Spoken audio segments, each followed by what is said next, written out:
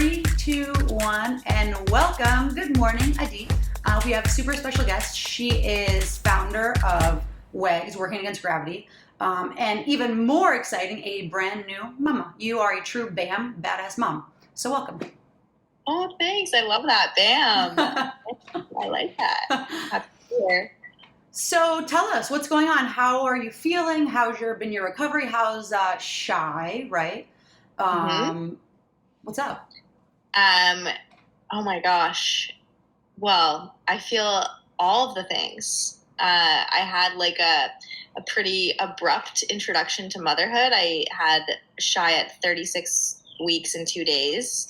I was planning a home birth, and in Texas, you can only have babies at home at 37 weeks. So I ended up in the hospital, and it ended up being a really beautiful experience. But it also just I didn't have that heart explosion that everyone talks about. I was kind of in shock for a while.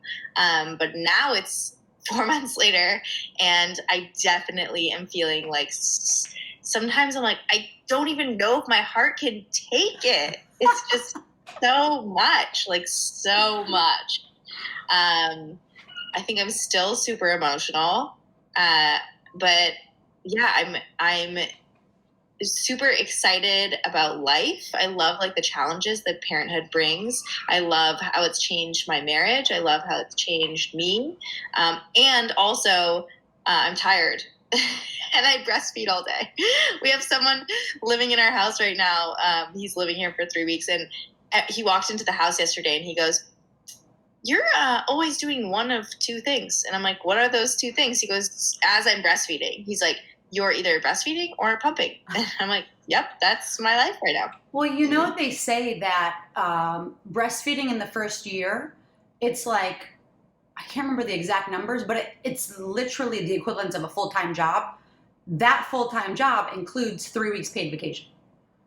So it's literally, it's and until you do it, you fully cannot appreciate what an effort it is. It's so much work. You cannot. I timed it. I think it's 3 to 4 hours a day, not including 3 to 4 hours a day, not including clean up, set up, get to a place, all that type of stuff. And then it's a different kind of tired than they're literally sucking energy out of you. It's just totally different. And then you finish breastfeeding and it feels 5 minutes later they have to eat again. Pretty much. It's it's really crazy, because it's with the cleanup, with the little nap, the dozing off, with trying to wake them up, with all the little things, it's you might have an hour or maybe an hour and a half between each little feeding, and it's the day just poof flies by. Yeah, it's so true. So true. It's so funny you say that about the beginning, because when we were in the hospital, and you also had a COVID baby, as they're calling them, the nurse handed her to me, my little one, and I had her, and I looked at my husband, and we're both it wasn't the immediate fireworks that everyone talks about, and I was so now what? And thankfully, it did click eventually, of a month in or something like this, but they have to grow on you. So whenever I would hear, "Oh, it's love at first sight, it's this, that," and I'm maybe the second one? Yeah, I think it's everything about pregnancy and parenthood is just unique and different for every single person. I fell asleep almost immediately when they put him on my chest. I was exhausted. I have photos of me with him on my chest, and I'm like this, just head back. I couldn't even stay awake. I was just so tired. And yeah, it took me a while, which I don't think I think there might be a little bit of discomfort around people admitting that. And it was the same exact thing for us. We literally, we both joke about it. I'm holding her and I look at him and I'm now what? Because I just, both of us were okay, this is cool. I'm ripped in half, and that's cool, but so I feel you. Mm-hmm. So 4 months later, you're getting back to yourself, kind of, a little bit.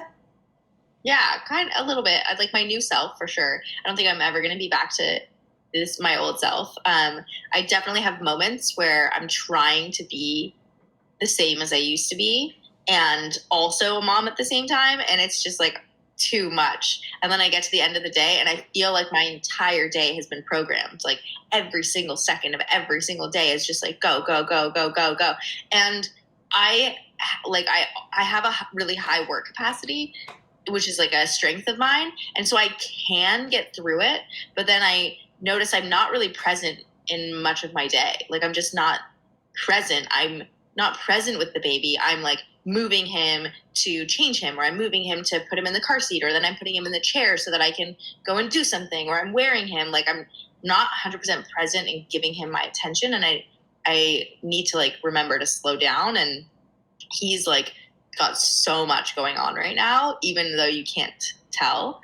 But yeah, I'm getting into like a new version of myself. I feel like it has changed every week, every single week. Something is new, something is different. He's napping for less, or he's napping for more, or he's waking up more in the night, or he's sleeping the whole night. Like just something new is happening. So, and I saw you took that a sleep course for him. I don't remember the name of it, but that was helpful for you. Taking Cara babies. Cara, like, is her name, Cara. Okay. Yeah, it was really helpful. It just, I am not. This might like surprise anybody who knows me. Actually, I'm not like a super rigid scheduler with him. I just am more so and I think I know for sure there's some babies that actually would thrive on a more rigid schedule. He just is okay without one. So I like more so just keep it a little bit loose, and she kind of gave me permission to do that. Like, you know, feed the baby every 2 to 4 hours, pay attention to his sleepy cues, put him down, just some tips on how to get them down, like how to rock them, what to do with the room. Yeah, it was helpful for sure. Good. It was really helpful. It's a weird, and I think that it probably falls on those same lines.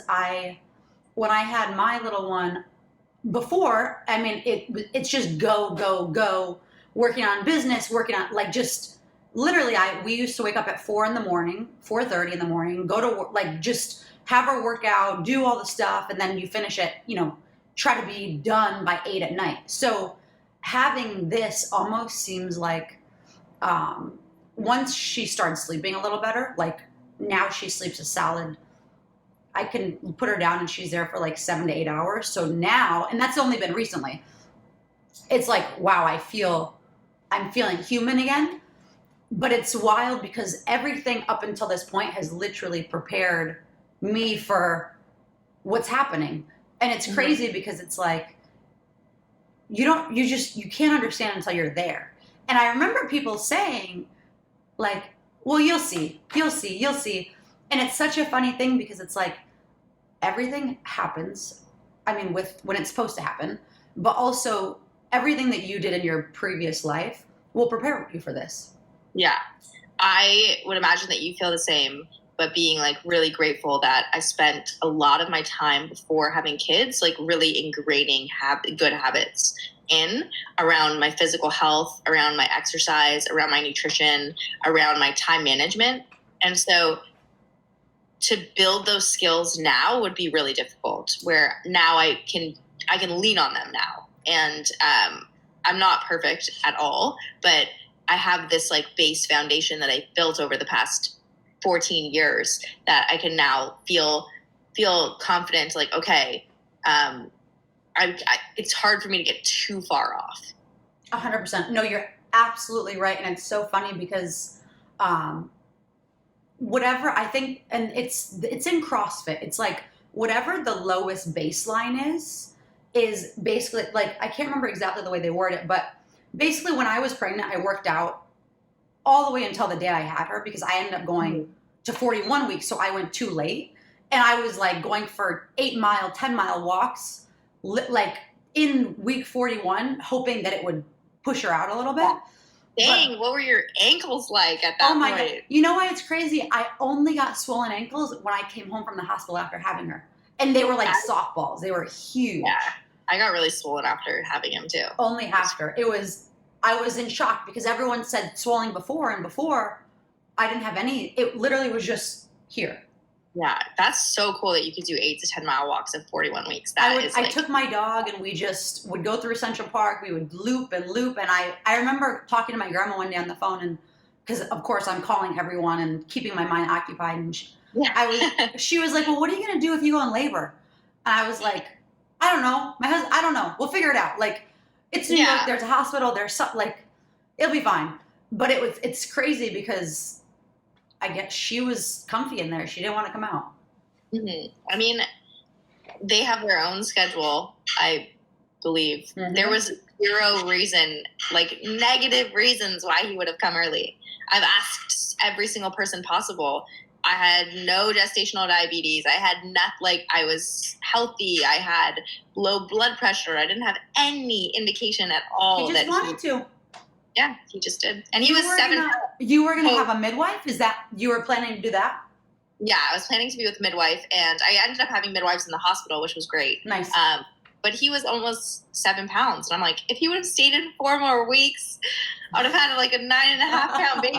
That makes it a good thing. Yeah, I mean, it's crazy because I was speaking with a midwife recently on one of the episodes, and she has 2 kids, and she was telling me that she knew, which I feel like I'm very in tune with myself from, fitness and knowing my body.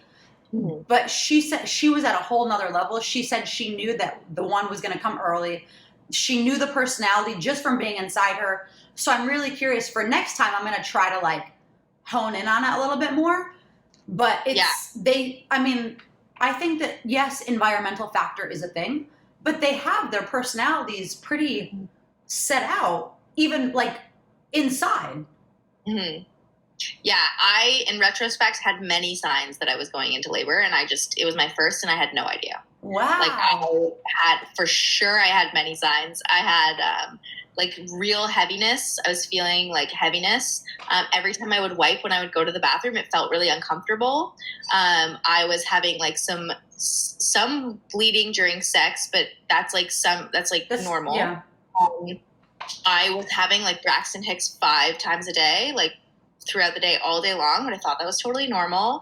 And then one time I was just curious, and I was like, I've checked my own cervix before getting pregnant. When I was checking for conception, I was like, where's my cervix? That's so interesting. Your cervix moves throughout your cycle. So. You can fit your, I feel like my hand, I can't. Oh, it's not that far. My arms aren't long enough. It's not that far. It's just your fingers. Oh, I have huge hands, so I should be able to reach them. Yeah, if you know where it is, you can definitely reach it, especially when you're not pregnant. That's so interesting. And when you're at different parts in your menstrual cycle, your cervix is in different places. It's higher, it's closed, or it's open. So I tried to go and find it myself, and then I remember thinking, oh, there's something in the way, and there was something round in the way. And I'm like, oh, probably normal. And it was probably his head. It was probably his head. Yeah. Well, I guess you'll be prepared for next time if there's a next time. Yes, definitely. I definitely would be able to notice the signs. Well, it's nice that you're so familiar with your body because you remember all this pretty vividly, it seems like, and you just know. It's very interesting. Because the reality is obviously we know this is what our bodies are made for. Yeah, that was my affirmation going into labor. I was made for this. That's it. Simple. Mm-hmm. So how was your first poop after delivery? Terrifying. Nobody told me about that. No one tells you about it. I think that's where I get up off the bed in the hospital and I walked to the toilet and I was like, oh no. I'm sitting there, oh no. My husband's like, what? I have to poop. And there's no way I'm pushing this thing out. It has to just fall out or else my organs are coming out too. There's no way. And no one tells you. I don't get it. And I swear, this is where the term shitting bricks comes from. Oh my gosh. Luckily, they give you stool softeners in the hospital. They didn't, nothing. No one told me about it. I didn't get any stool softener. So I know it was, horrible, because I also had an episiotomy. So I was sure I was going to be ripped in half again. Oh, dang. So I can't bad. even imagine. I can't even imagine. Damn. So now what? What's going on? What's 4 months? What's up with sex? Are you regularly or? So for the first, yeah, I feel totally back to normal in terms of that. Like, I feel like I can have sex without hesitation. I feel like there's no, I definitely had hesitation and like bits of pain for sure ahead of time. I also feel like there was like, I mean, I can go into major detail, but Whatever you want. At the beginning, there was no chance. Like I'm like, there's just no chance. I took a mirror to like look at what was going on down there. I'm like, no, nothing is penetrating me. Like, there's just zero chance. So, however, like, just like babies and moms need skin to skin contact, like humans need skin to skin contact. I really believe that. Mm-hmm. So we just weren't like super creative. We were having open dialogue about it. My husband would express to me if he had any needs that came up, and I would express if I had any needs that came up. We would create little like rituals around it. And luckily most babies sleep a lot at the beginning. So he just slept a lot, and we got opportunities to cuddle and just like be naked with our bodies touching each other. We got, even if that's like too much, like cuddling with clothes on. We did like massage. We did like just listening to music together, dancing together. Like, that was our intimacy until around 6 weeks when we like attempted having sex. And it was just like slow and steady. It was definitely some discomfort. I had some like, I didn't tear, luckily. And wow, I had congrats. Yeah. It all went really fast. It was just like, whoosh. And I had like some like from the stretching, maybe I had some like scar tissue that built up at the bottom, and that was just like uncomfortable. So we did the same thing, like perineal massage before pregnancy. We did some post pregnancy, like my pelvic floor like tightened up a lot.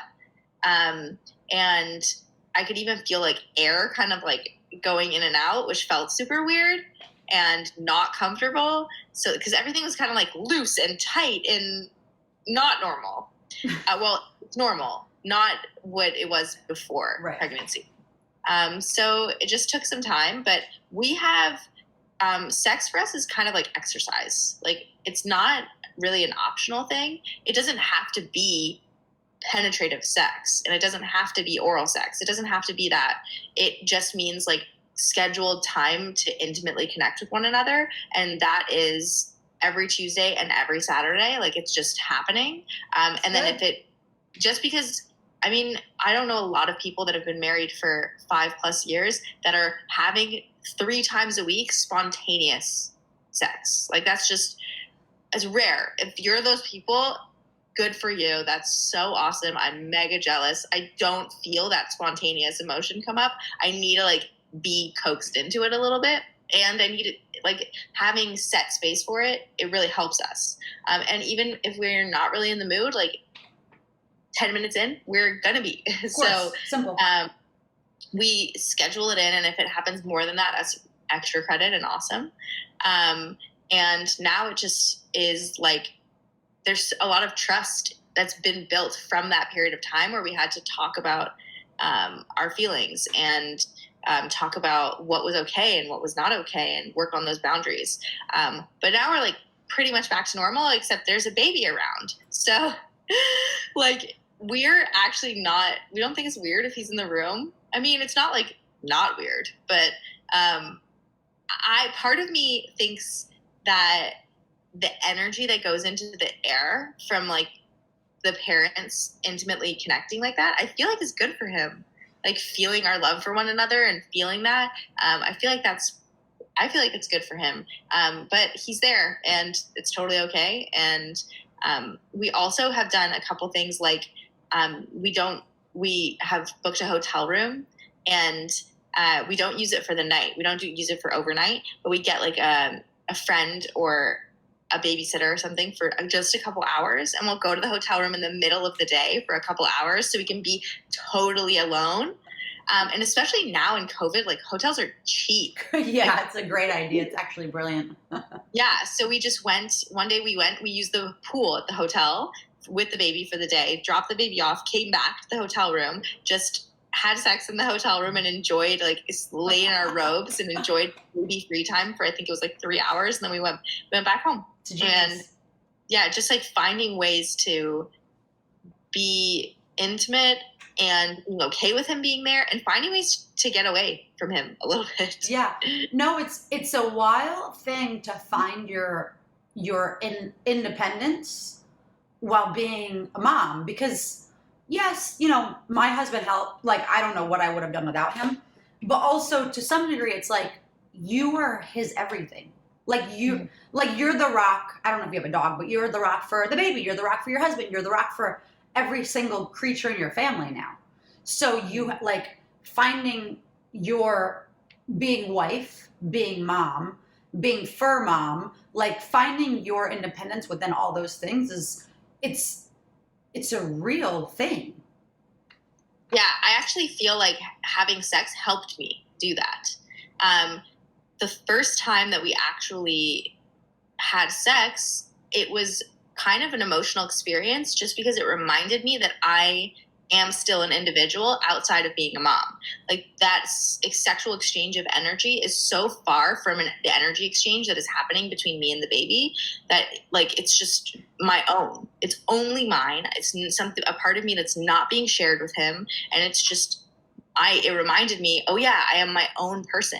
I am an individual. I am separate from the baby. I have my own wants and needs, and it allowed me in that space to connect with the fact that I'm my own person. And I would imagine for some women, maybe it's not even sex with your partner. Like you can masturbate or pleasure yourself, like take some time to enjoy yourself separate from the baby. And for me, it was a very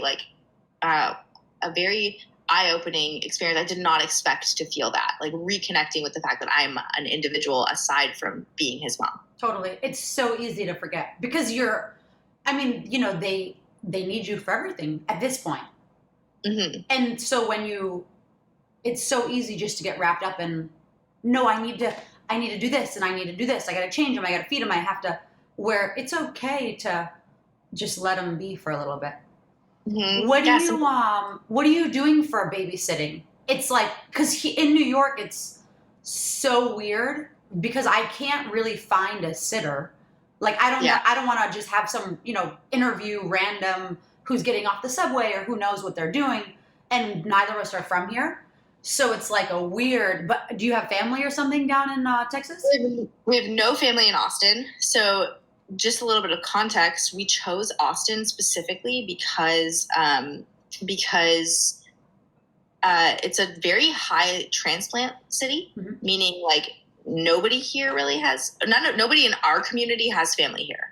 It's more rare to meet somebody who was born and raised in Austin versus people that just moved here.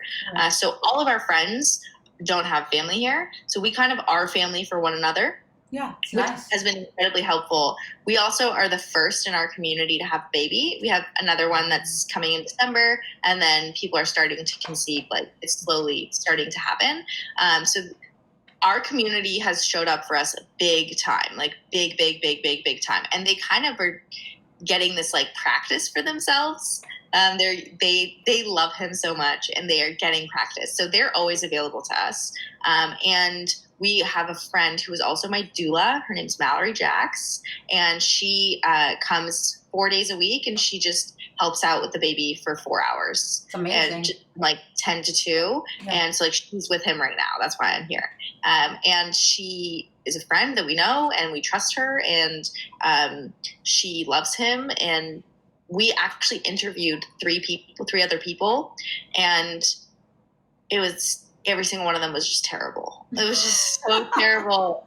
It was so terrible. I'm just like, no way, like not a good fit, not right. And she doesn't always just, So if it's like outside of her hours when she helps me, it's either like a friend or like someone in our community that comes over, and all those people we definitely trust. Yeah, it's awesome. It's such a interesting thing because so I have two other siblings, and both of them have kids. They're older than I am, and I see how they parent so differently. Like one is very like my sister she's never had a sitter. Her kids are grown up now. She's never had a sitter. She's never had anyone watch her kids. Totally like no. And my brother is the exact opposite with his kids. Like basically, yeah, whoever wants to watch them, go for it. I mean, not that loosely, but like basically. And it's funny because it's like, how do you find that middle ground? Because both of them have my parents. Both of them, they have more options because they're both back home.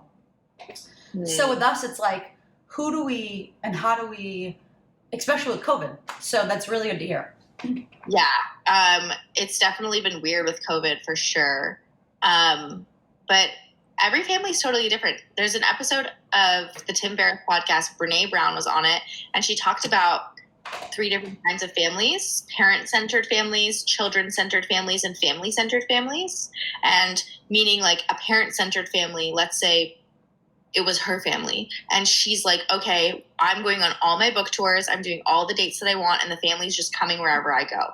And like or a parent that just works and is gone all the time. It's like a parent-centered family. All the energy goes towards making sure the parents can do whatever it is they want / need to do, which is totally okay for certain families. And then there's children-centered families, where probably more common, where all the energy goes towards the kids, like all their extracurriculars. They get to do as many extracurriculars as they want. Let's make sure that they go to this class and that class, and like everyone's focused on making sure the kids have what they need. And then there's family-centered families, where it's more of a negotiation of, okay, you can only choose one of the 3 extracurriculars that you want to do, because if you chose all 3, it would start infringing on other people's schedule. A little more compromise. Yeah, a little bit more. So we want to be a family-centered family. Of course. And that also means that for us, like we've already left him for 2 nights the last weekend. Not this past weekend, the weekend before, with Michael's mom. We were in Louisiana. And, part of it was hard. And then part of it's also like, this helps us show up as better parents for us. And I don't think that's the same for everybody. Like maybe for your sister, it wouldn't have been the same. But for us, we got to come back and be like, I was a much more refreshed and better parent. And Michael's mom handed the baby back to me, and the first thing she says is, "Thank you so much." I'm like, that is just the best. Like, what a gift to her to get to spend 2 full nights with him at this age, which she loves this age too. So it's kind of like a gift to her as well as a gift to us. It is. And so who's watching my little one now? She's a family friend. We've known her forever. And it's the first time that someone else is watching her. Because normally because normally my husband's schedule is very flexible and my schedule is very flexible. So we always just hand her off. And my husband, we just got a place upstate, and he had to go upstate, and he was like, he's in the car for hours, and he's like, I'm not going to bring her. So I reached out to her, and she was like, yes, please. I've been she's been wanting to. So now I know that she's like in heaven, just enjoying her. And exactly what you're saying is exactly what it is. And I know that it's the exact same with my parents, where they would love to they are, hours away. So when they come visit, they'll love to have the opportunity. So it makes sense. I think one of the lessons for me in parenthood, especially at the beginning, is before he came out of me, and even a little bit when I was pregnant, I get my value a lot from this story that I can do everything myself. Like I can do it all. I start tallying points based on how much I get done. And I wasn't equating into that, like growing a human as doing something. Like it was just like happening. So I didn't count that towards that. And I didn't count, like I wasn't counting like how much extra I had to do.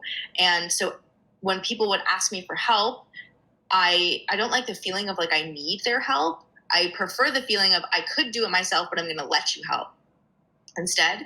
But in this situation, like I really do need help. I cannot do it all. And I need help. And it's like one of the first times in my life where I truly feel that way. And it's really hard to reconcile. And it's kind of confronting. Like, I can't do it all, like, for like one of the first times. And it's confronting. And it's also helped me see when our community shows up for us and they're dying to help. Like, they are desperate to help. And they also, it's also, you don't want to be imposing. So they don't want to help and just impose themselves and intrude. So they need direction on exactly how it is that they can help you. And me saying, hey, you can help me by cooking me this meal and putting it in the freezer. They're like, yes, amazing. And it's actually a gift to them versus a burden. And I have learned the lesson that not allowing them to do it is kind of taking something away from them. Mm-hmm. And I imagine the tables being reversed. Like, now we have a friend who's having a baby in December, and she's having a bit of a harder pregnancy. And I am like creating a meal train for her. I'm like, don't worry. Like, when the baby comes, I'm going to bring Shy, and I'm going to come over and I'm going to help do your laundry. I'm going to help clean the dishes. Like, I'm dying to help her. And I see some hesitation if she's like, ooh, I don't know. And I'm going to obviously wait to do whatever like feels right to her. But if she doesn't let me help at all, it would be kind of like, oh man, I wish I could help. Versus, just like her telling me exactly, like, this is exactly what would help me. It would be a gift to me. And it's funny you say that, because we were having dinner at our friends. They have 2 little girls, and the wife, who, you know, it's husband and wife, I was sitting there holding Axel, my little one, and she came over, and I was eating, and she came over and she like just grabbed her and was like, okay, finish eating, come get her when you're done. And I was just like, okay, thanks. Like, I didn't know, you know, like we're family basically.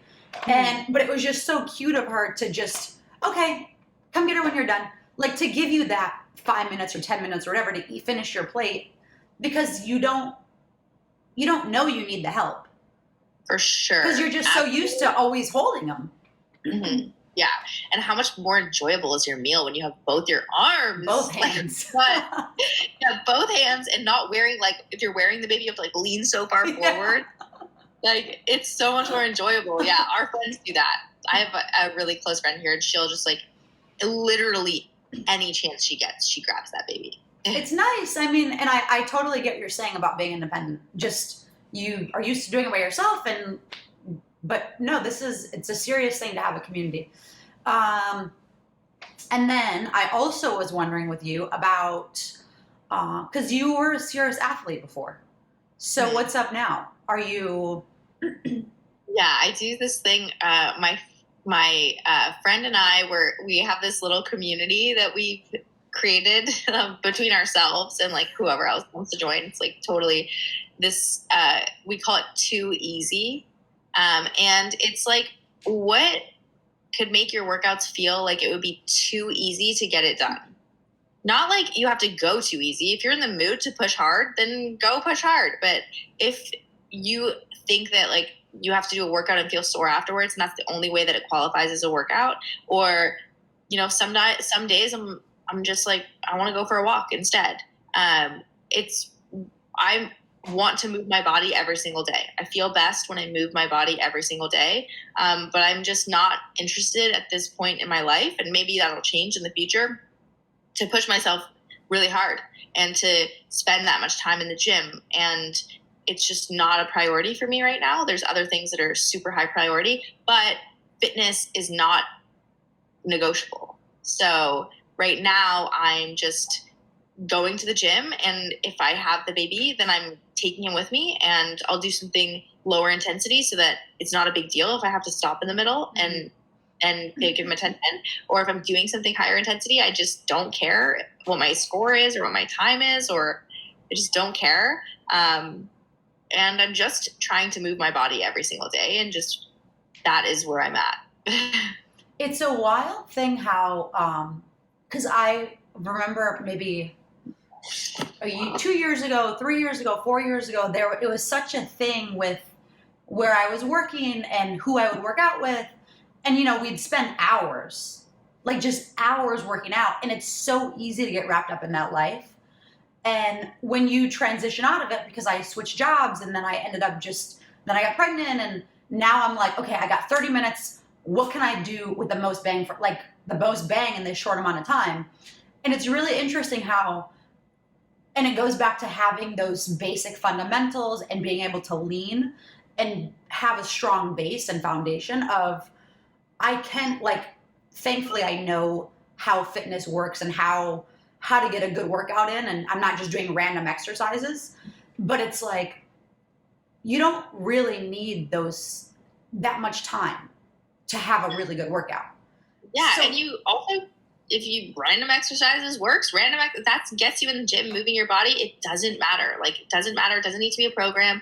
And I really try to incorporate movement throughout the day. So even if it's like a 5-minute walk here, or wearing the baby and just like doing a couple squats, 5 squats here and 5 squats there, or getting on the floor with him, or whatever it is, you can accumulate it throughout the day. Like, it doesn't have to be 30 minutes or an hour in one shot. Yeah. I'm just trying to change my perspective on what fitness actually means. Like, what is the point? We're going into the gym to move our bodies. I'm going into the gym to move my body to stay healthy, to live a long and like a high quality life. My focus right now is not 100% on the way that my body looks, which has definitely been in the past. Like, what my body can do performance wise, as well as what my body looks like. That was my number 1 and 2 priorities. And right now, those are not even in the top 10 priorities of fitness. And I went through a serious period of time pre-pregnancy, because I stopped competing in 2016, where I was like, what do I even work out for if I'm not training for anything? Like, what was the point? Like, why am I pushing myself? I'm never going to be as fit as I once was. That is the truth. Unless something drastic changes in my life, I'm never going to be as strong as I was. I'm never going to be as fit as I once was in the quantitative sense. And that's actually okay. And it's actually a choice. I don't want to do the work that is required to be where I once was. And it just really was hard for me. I went like 6 months barely working out because of it. I just didn't see the point. And then just changing that perspective of legitimately just putting my workout clothes on in the day could be the win. Like, I had the intention to work out, didn't happen, but it's better than staying in pajamas all day. Well, no, it's true. And I think it's easy. It's hard to change your mindset, but once you do, and the reality is there's so many, like, once you have a kid, and maybe it's not once you have a kid, once you start a business, once something comes, it's higher priority than just working out, and you realize you can still be functionally fit and, chase after your kid and play with them and do things with them. Because at this point, for me, it's when she gets bigger, like, I want to be able to do gymnastics with her. I want to be able to, play whatever with her and keep up. And when there's another kid, I want to be able to have an easy bounce back, because I don't, it's not letting yourself derail, but it's still being functionally healthy, functionally fit, all that type of stuff. So I think that it's so interesting to somehow shift that mindset, because it's truly prioritizing. Yeah, 100%. And your priorities could change regardless of whether you have a kid or not. The suffering comes from when your priorities have changed, but you haven't realized it. Yeah. And you're thinking that performance and spending hours in the gym is a priority for you, but it's not actually. And not accepting that your priorities have shifted. And that's where suffering comes. Like, you're resisting what actually is. The reality. And then if you just accept the reality of, no, my business is actually a higher priority for me right now, or my kids are a higher priority for me right now, or I don't know, I bake sourdough bread, and like, baking sourdough is sometimes a higher priority for me than working out in the gym. So, and I've just accepted that. And it's a lot. It's actually very freeing. It's very freeing. So I think about it. I make it fitness too easy. So if I go in the gym and I set a workout for myself, I'm like, hey, I'm going to do 20 minutes of XYZ. If I'm like 15 minutes in and I'm just like not feeling it anymore, I will guilt-free stop. No guilt, no comparisons, no competitive, no pressure. Just make it too easy. That's what. It's funny because it's like, it's true. And when you can finally get your mind over that little leap, it's easy to accept. And I distinctly remember, and even girls that I know, or women, whatever, that I know now that are still in that scene, it's, I think, difficult for them because there's the social media aspect of, well, I see what she's doing and I want to, and it's like, yeah, but you're not a professional athlete. You're not getting paid to do that. You don't need, like, try to prioritize and use your time in a better way, maybe. And it's interesting because it's so easy to waste time on the social media stuff, and it's so easy to compare, and it's like, no, it's really not necessary. Yeah, social media is really difficult. My feelings around it are mixed, and I sometimes, like, there is good to it, but it's like, is the good outweighing the bad? And even if they're equal, is the bad just like such a threat to the way that our mental health is and our society is? And I don't know. It's really hard. And it's so easy to compare yourself to other people. And I work every single day on just accepting reality, like accepting what is. And it's not even like they don't need to work out that hard. They probably don't want to. That's the actual, they probably don't actually want to. And that's that, unless they do want to, then they get joy out of it. And it's fine. Go for it. Do that. Prioritize that. I worked with Cara Saunders from Australia for a really long time. And that woman was like, her baby was 4 months old, and I think she qualified for the games again as an individual. Amazing. It's insane. Absolute beast. And there's no part of me that thinks that she is doing anything detrimental to herself by doing that. That was her priority, and that's totally awesome. And she made that work. I mean, it's so cute how she does workouts, and her daughter is just like climbing over the bar. She's doing like bar facing burpees, and she has to like move Scotty from there to the other side. Like, so cute. Like, so cute. And it's not there's no like suffering or resistance there, because that's actually what she wants. Whereas if I had to do that, it's just not what I want. And there would be a lot of resistance for me. You're like, no, not happening. Well, she's amazing because I don't know if she still is, but she breastfed. She probably still is for a long time, even when she was doing her training. And that, it's something, being in this world, it's something really inspirational and admirational to see, because she's able to do it. She fits it all in. She's doing her passion. She's juggling the kid, and now Camille had her baby, but she was the first one in that little world to have a baby, and to see how she did it so gracefully is very cool.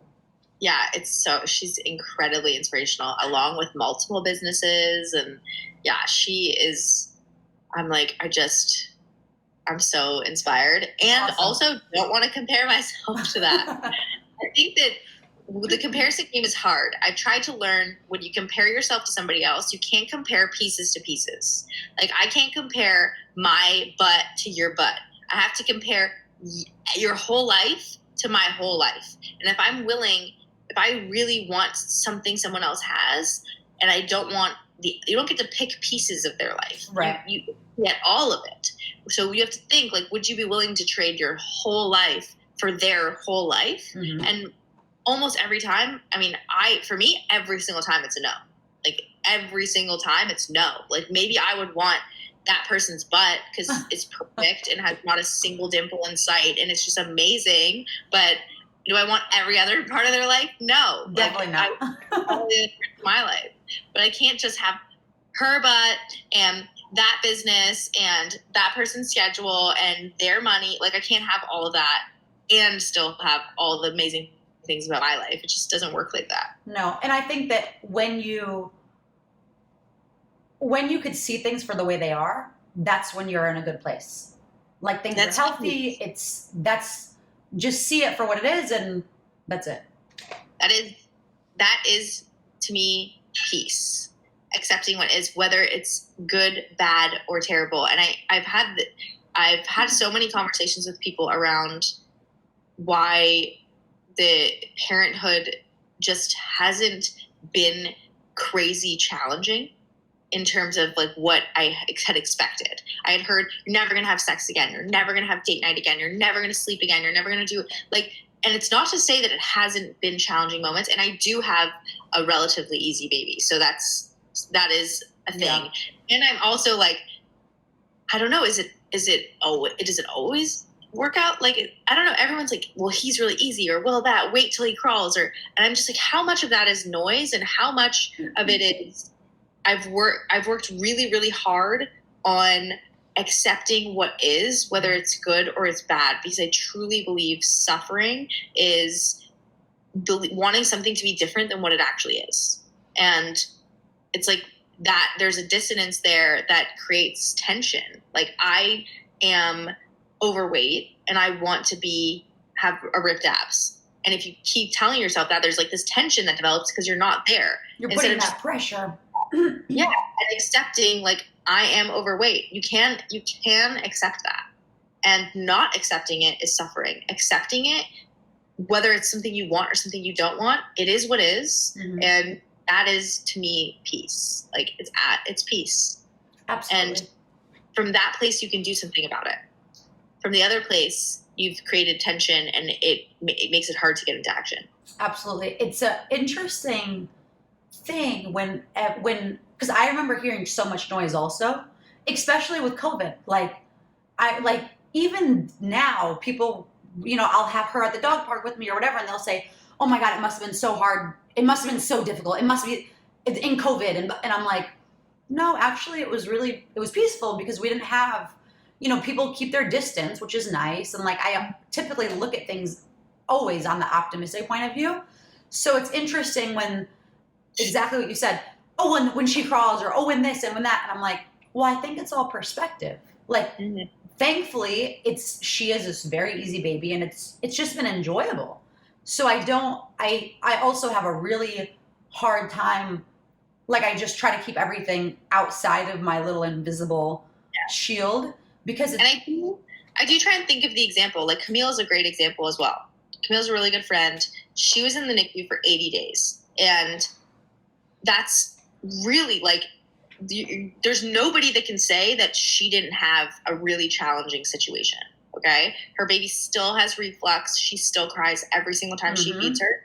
That girl still has a positive attitude. She still maintains her perspective. And yes, like, definitely super challenging, but I bet you people in less challenging scenarios would feel the same, or if not worse than she's feeling in parenthood, because they just are getting sucked into the suffering of it all. Mm-hmm.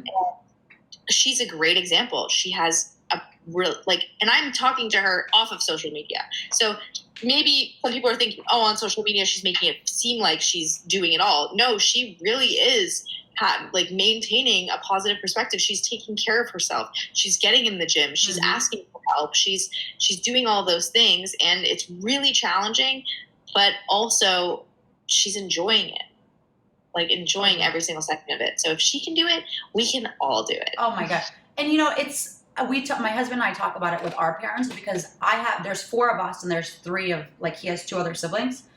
And we think about it with our parents. Like, if our parents figure it out, there's no reason we can't figure it out.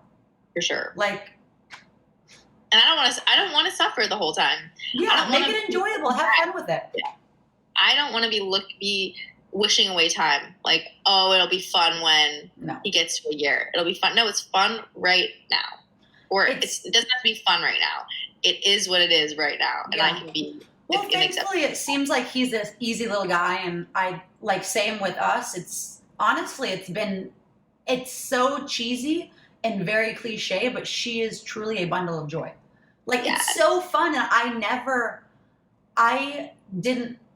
had like that maternal, I want to be a mom, I can't wait. Like, I didn't have dolls. I had G.I. Joes and I was chasing my brother. Like, I was playing with the dog's tail, and I never was like, I can't wait to be a mom ever. Mm. But now it's like, it turned on, and it's been pure joy.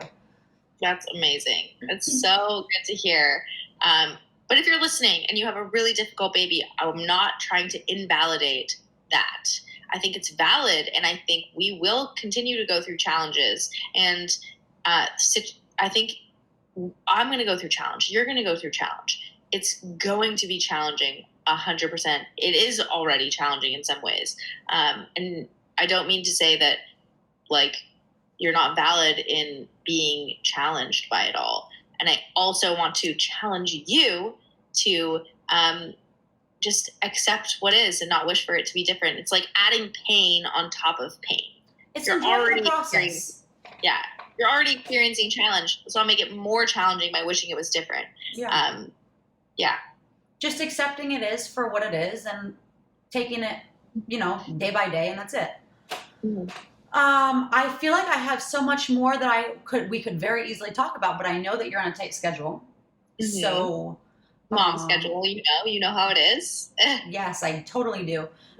Is there anything that you're working on? Anything you want to share before we wrap up?